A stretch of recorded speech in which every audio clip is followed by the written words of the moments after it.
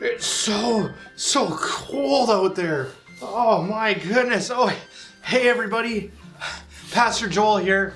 Oh man, I cannot believe how cold it is outside right now. I hope all of you haven't frozen your toes off or anything like that. I cannot remember it being this cold in such a long time. Man, I hope it warms up really soon though, because this has been pretty crazy. Well, I hope you guys are all doing well. I am here to answer our next Kids Church question.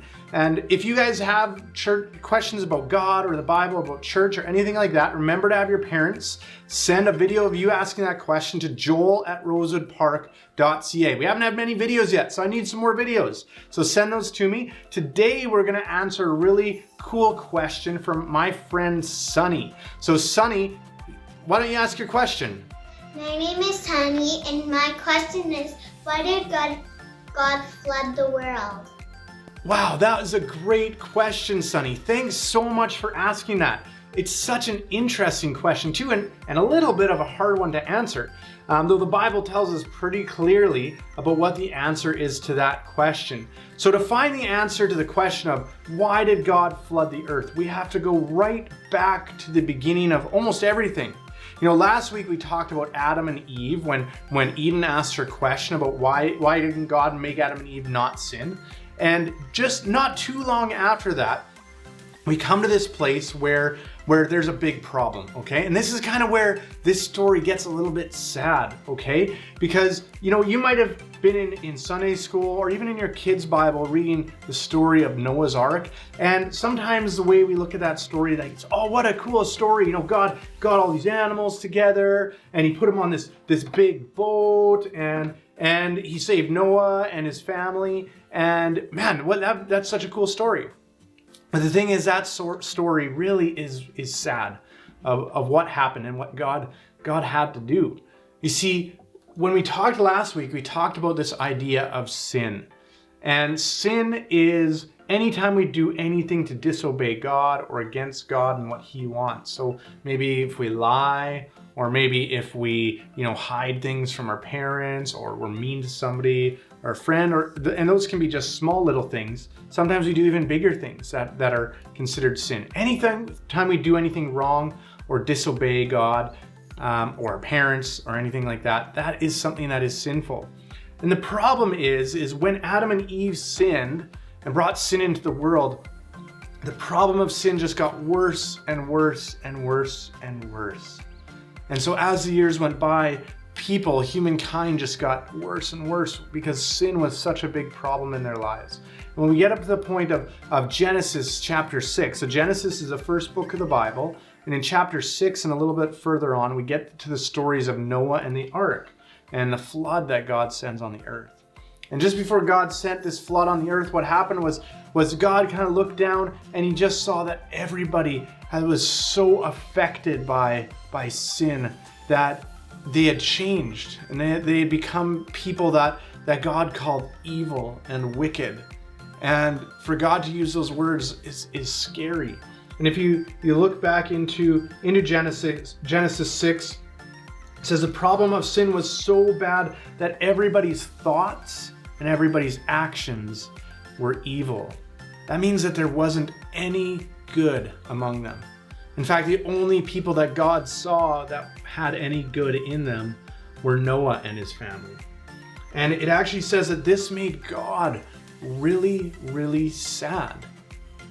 Did you know God can be sad? Isn't that incredible? So God was really sad. In Genesis 6:6, it says, the Lord regretted that He had made man on the earth. God regretted that He had made humankind. And then it says this, that it grieved Him to His heart. The word grieve, what that means is basically when someone is incredibly sad about something. They're grieved by it. And God was so sad in His heart by everything that was going on in the world, by the fact that sin had kind of taken over. And there was so much evil that God had to do something about it, because God could see that there was no way He could have a relationship with humankind as it was. And so God decided to start over. And that's the hard part of the flood. The hard part that sometimes we forget to talk about. In the fact that when God sent the flood, God allowed it to destroy everything and everyone, except for Noah and his family. You know what? That's pretty sad. That's not really a happy story. You know, I today brought with me my kid's Noah's Ark toy, and this is a really cool toy. It can open up, and inside there's all these animals. You know, there's elephants and giraffes, and then we got Noah in here and Noah's wife, and this is kind of weird. Princess Leia somehow managed to get into here. Princess Leia from Star Wars. Pretty sure she wasn't at the flood. This is Elle's toy, I think, so I'll have to give this back to her because I don't think Princess Leia really belongs in the Noah's Ark toy. But here's the thing.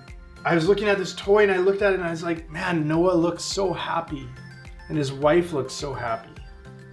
And you know, no doubt they were happy that God saved them, but seeing that the state of the world and what everything was going on with everybody around them, it wasn't a really happy time, I'm sure. And so it is a sad story, and sometimes we have sad stories, but this is one of those stories that actually does have a happy ending that I want to tell you about. Because even though this story was sad and kind of scary, after that flood, God made a promise. That promise was to never do that again. And that was a big promise that God made with Noah and everybody that came after Noah. And what God did I don't know if anybody knows this, but what did God do? What did God show Noah to confirm this promise to him? Any ideas? I'll give you a hint. It's right behind me. It's a rainbow. So God put this rainbow across the sky in front of Noah and said, this is a sign that I will never break my promise to you, that I will never do this to the world again. And so now for us, every time we get to see a rainbow in the sky, we can know that God's promise is still there, that God has promised that he will look after us, that he will not destroy the world again. And so the rainbow symbolizes a beautiful promise that God has to us and the happy ending to that story. And the thing is, that's not where that story ended, because from that point forward, God put a plan into place to bring his son Jesus into the world. And we know that Jesus is the answer to the sin problem, because Jesus came into the world, he died on the cross so that we can be saved from our sin and that we can be forgiven for our sin. And then he rose again so that we can have a relationship with God our Father. So God took care of the problem in an amazing way by sending his son Jesus. So that's what's important to know about the flood and why God sent the flood. So I hope that helps. And again, I know that's a bit of a sad story, but like I said, at least it has a happy ending. So kids, remember that if you have questions about God or about church or about the Bible, to get your parents to send a video to joel@rosewoodpark.ca, and we'll play those videos here at Kids Church, and I'll try and answer your questions for you in the coming weeks. We need those videos, kids, so get your parents to send those in. All right, everybody, it was good having you here. I hope you enjoy the rest of the service. Bye-bye.